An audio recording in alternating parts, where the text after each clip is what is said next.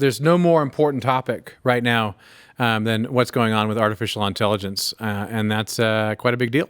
Yeah, let's get right to it, because Commerce Secretary Howard Lutnick joined CBS's Face the Nation to talk about tariffs bringing jobs back to America, but the CBS anchor wanted to catch him in a gotcha moment. You realize trillions of dollars of factories are going to be built in America. That's huge GDP. The factories being built in America are huge. That takes GDP. years, and you've said that robots are going to fill those jobs. Well, there are serious questions about this. Robots are cheaper, they don't need healthcare, and they don't complain. But Justin Haskins, let's go ahead and bring him in. He's here with us in Dallas today, and we're so excited to have you because, like MP was saying, this is such an important topic.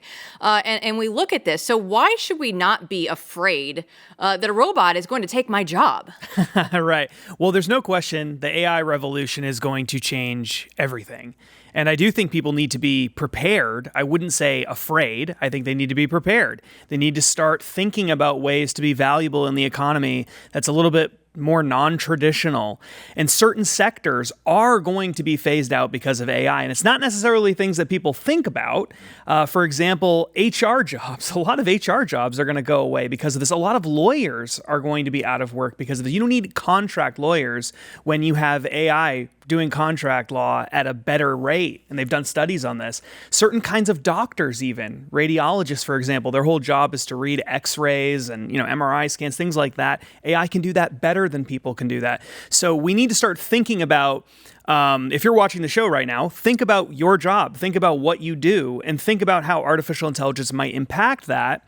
But I do think there's going to be lots of jobs as a result of artificial intelligence, because what's going to end up happening is a lot of the capital that goes into paying people is going to go elsewhere. It's going to be invested into other kinds of things. New industries that we can't even imagine are going to come up. And a lot of these sort of really traditional jobs, like plumbers, for example, electricians, these are going, I think welders, I think these jobs are actually going to become even more valuable over time, because we're going to have massive new buildings that we need for data centers, for new power plants. We're going to need far more power than we have right now in order to power the AI revolution. So, let's talk about, I love what you're saying, by the way, because, in the beginning of this, it was a bunch of elite professionals saying, well, we got to worry about, these jobs for these people who live in the middle of the country. They're all going to lose their job. And as it turns out, a lot of paper pushers are actually going to lose their frickin' job and all of a sudden realize they are threatened by AI, perhaps even more than others. But let's talk about the main thing that everyone talks about when it comes to this, when they bring up an example, and that is the factories. Now, my kind of take on this has always been, well, look, do you want factories or not, right? Because if you want factories, the factories of the future are going to be automated. And, we had talked about this a little bit before the show. I was in talking to you, I reminded my friend David Goldman, who's someone who's been on the China beat for a long time, older guy who used to work with Chinese companies. And this is going back, 5+ years ago. If we can show people this, he was showing people video of the first Chinese automated port, a while ago, when you could see the technology you can see on the screen behind me, where the robots have already taken over the port. So what is your take on this when it comes to the actual automated factory? Right. Historically speaking, the number one reason jobs have left America, manufacturing jobs, is because the cost of human labor has been too high in America relative to a lot of these developing countries. And China is one of those countries, and they benefited significantly from that. But automation powered by AI is allowing countries to build automated factories that are even that produce products at an even lower rate than what cheap labor, human labor, can produce. And that's why China is one of the global leaders in automation. It's because even though they have cheap manual labor, human labor, they can produce things even for even less with automation. So that's actually a really good thing for America, because if you can produce an automated factory in China, you can produce it here. There's no reason why you can't do that. That levels the playing field and allows us to produce products here at the same relative cost. And it's not going to be perfect, of course, but relatively speaking, as China is doing right now. So, is it fair? Am I crazy then for thinking this? Because my take has been like, look, you don't have the factories now. They already left. But what you can have is the automated factories, which would still include a lot of very cool jobs because someone's got to take care of the robots and fix them and maintain them and run the thing. Is that? Yeah, I think that's exactly right. Plus, you're going to need lots of power plants. You're going to need transmission lines. You're going to need to build these new factories. That's construction jobs. That's electricians. These are people who need to know how to maintain this machinery, as you said.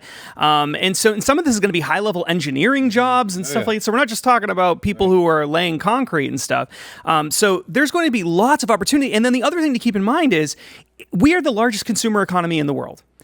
If we can actually produce the things we're consuming, $3 trillion of goods are imported into the United States every year. $3 trillion.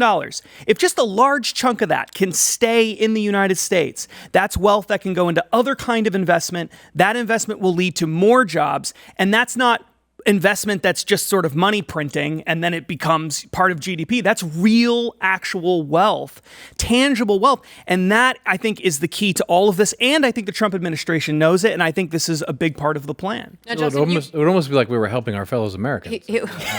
What a weird policy. concept. Now, Justin, you mentioned data centers, right? And this is something that I feel like when people hear it, they just kind of gloss over it. And they're like, this sounds boring. But we all know it's such a big deal. Right now, it's currently over 4% of all of the energy usage. But by 2028, it's projected to be 12%. That is a huge jump. So why do they matter? Yeah, well, you need, in order to operate artificial intelligence, artificial intelligence is powered by data. Data is going to be the new gold, the new oil. Data is going to be, it's an important part of that process of having artificial intelligence. Without data, even the most powerful AI system is pointless. You use data to train AI. That's how AI becomes more powerful and becomes more useful. So you need these massive data centers full of computing power, the sizes of multiple football fields, giant convention centers, and you need tons of them all over the place. And they use huge amounts of power. Like the amount of power that you have for whole cities go into some of these really big data centers. And so in order to have that data center, you need basically dedicated electricity generation for that. Power plants that just power the data centers. And that's the kind of development that we've already seen starting. And Texas is one of the leaders in that area, actually. A lot of investment is coming into Texas, hundreds of billions of dollars, potentially even trillions of dollars over the next 10 years to build data centers, build power plants around the data centers, and think of all the jobs and wealth that comes along with that. Yeah, it really, I mean, it's unbelievable to think about the change that we're already seeing in front of our eyes because it's already happening. Yeah. If you just look at the reality of what you see out there, it's already happening. But when you have Goldman Sachs saying that you're going to increase, right, by 2030, whatever it's 165%, right, of what you need, demand for power, and then you're going to have almost a third of that just go to AI. So, I mean, the race is on, and how are they going to be powered? I mean, where's this power going to come from? Yeah, well, you need affordable energy, right? That's the key. Windmills and solar panels are not going to power the AI revolution. And I thought we just build more of them all across the fruited plain. There'll be no birds left. Trump will be very angry. It'll be great.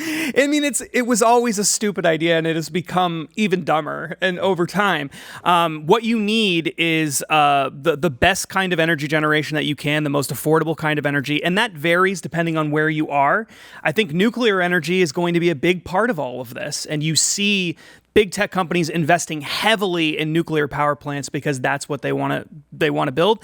And Donald Trump has come out on record. He said this recently. In fact, he said this in an interview with Glenn Beck recently with Donald Trump at the White House, where he said flat out, we're going to deregulate this. We're going to allow nuclear power plants to be built. We're going to let these AI companies treat these power plants as utilities, and we're just going to let them go crazy with this because this is the future of the global economy. Well, I think it was interesting. You were talking about leveling the playing field with China. Let's dive into that a little bit more, because how is this related then to some national security issues, right? We know that everything is going to be powered, it's going to be all the data centers, all the power, all the AI. So how are we going to win this race? Yeah, I mean, that's a great point. I think that there is, if you put economics aside and you just look at concerns like national security and the importance of American workers and things like that. There's a moral argument and a strong moral argument, a strong geopolitical argument for having these AI centers built in America, which requires all of these power generation like nuclear energy and things like that. It's vital that this stuff is not based in China, where we can't trust what the Chinese government is going to do. And the rule generally is the Chinese government, the Communist Party of China, is very good at giving companies things, allowing people to make lots of money off of cheap labor. But the trade-off is you give up everything as a result of that. They are ultimately in control. You don't have any rights, and they can freeze your assets. They can throw people in jail. They can disappear people. That's totally fine in China. And so I think that most people who are interested in investing in this don't want it to be in China anyway. But if they can only build it there, that's where they're going to build it. So it's so important for the United States of America to be the center of this AI revolution that's coming. Now, that doesn't mean that we shouldn't have rules tied to AI to make sure that it is responsible and ethical and that it isn't depriving people of basic human rights, but it needs to be here because that's not going to happen in China. Yeah, and I mean, again, we have to remember that this automation actually creates a lot of jobs, a lot of high-skilled jobs, and so it benefits us in that way. And I keep thinking about how on two levels we need this Hoover Dam level project. And America, that the new Hoover Dam, right, as it were, is finding the energy we need for this, and even building AI itself, and making sure that we have private and public sector involved, because the government's going to be using AI. Right. They already have plenty of server farms. So we know that that's going to happen. But I guess the big question is, where's the money come from for all this? Yeah. Well, I mean, there's already been hundreds of billions of dollars, in fact, more than $1 trillion that have been pledged by a variety of investors. Some of them are foreign, some of them are domestic. The Trump administration has been trying really hard to make deals with the United Arab Emirates and other countries to bring in lots of investment. The UAE itself, over $1 trillion has been pledged to these kinds of investments in AI infrastructure and data centers and things.